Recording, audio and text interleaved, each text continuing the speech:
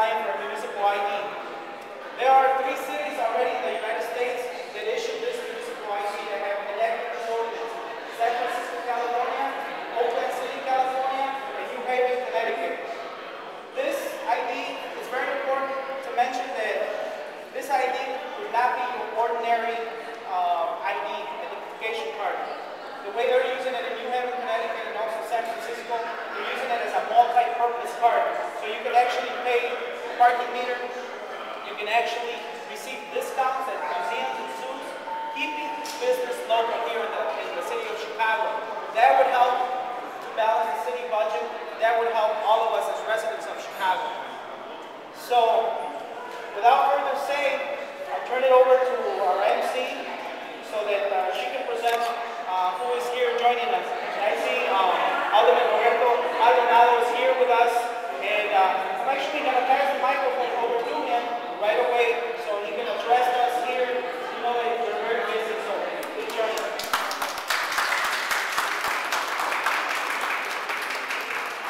Good morning to all of you, and for me it's a great honor to join the Community in Action organization in this effort to stimulate and exhort all the members of the City Council and the City of Chicago and the Mayor of the City of Chicago to adopt and to support the concept of a municipal identification card. I am in full support of the concept.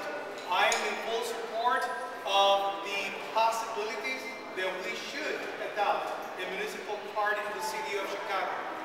Aside from all the reasons that Kevin has given you in full detail, and I don't know about the final version of any City Council ordinance that might be introduced in the future, and I have to say that I've been working and referring to the leadership of Alderman Cardenas, George Cardenas, who has said that he's working on developing a proposed ordinance to be introduced in the City Council.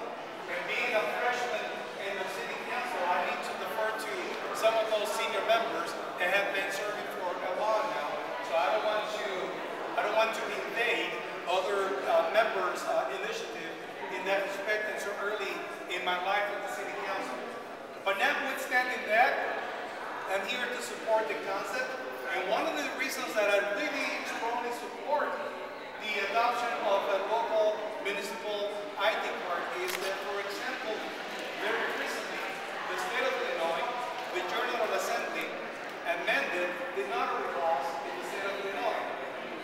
And effective on June 1st of this year, people who are buying homes, they can no longer buy a home unless they can show evidence of a federal, state, or local ID card. And so, although that was an unintended consequence of the amendment to the notary laws, because the amendment were adopted as a means to prevent fraud against particularly seniors, the seniors who were losing their homes because people were committing fraud, transferring their deeds to other people for money. So they amended the state laws and the state law about notary laws in the state of Illinois. But nobody thought about, oh, let's include also the matricula consular as one of those official pieces of ID. So there was an unintended consequence. Now it's going to be like an uphill battle in the General Assembly to re-amend the law to accept the matricula consular as a piece of identification in real estate transactions.